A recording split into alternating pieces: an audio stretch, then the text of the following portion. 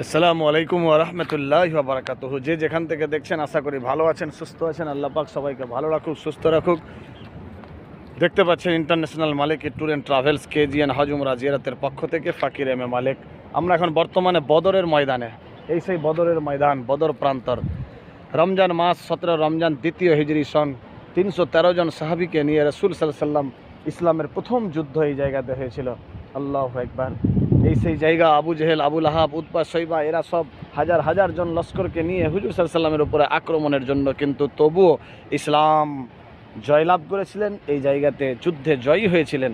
আল্লাহু আকবার। হুজুর সাল্লাল্লাহু আলাইহি ওয়াসাল্লাম জয়লাভ করেছিলেন।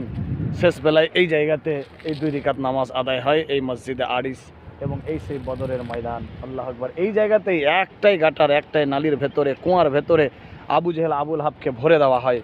আল্লাহু আকবার। বিশাল বড় ওয়াকে আছে, সেদিকে গেলাম না। বদরের প্রান্তর দেখতে পাচ্ছেন, এই সেই বদরের ময়দান। আল্লাহু আকবার।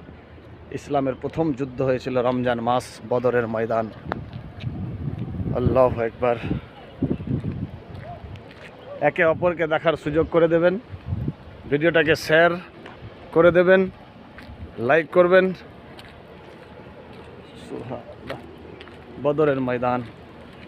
আগামী ট্যুর জানুয়ারি মাস, আসতে চাইলে যোগাযোগ করতে পারেন। নবীর সুন্নত তরিকায় মোকাম্মল হজ উমরা জিয়ারত হবে ইনশাআল্লাহ। ঠিক আছে, ভালো থাকেন, সুস্থ থাকেন, খোদা হাফেজ। আর এই সেই মসজিদে আরিস।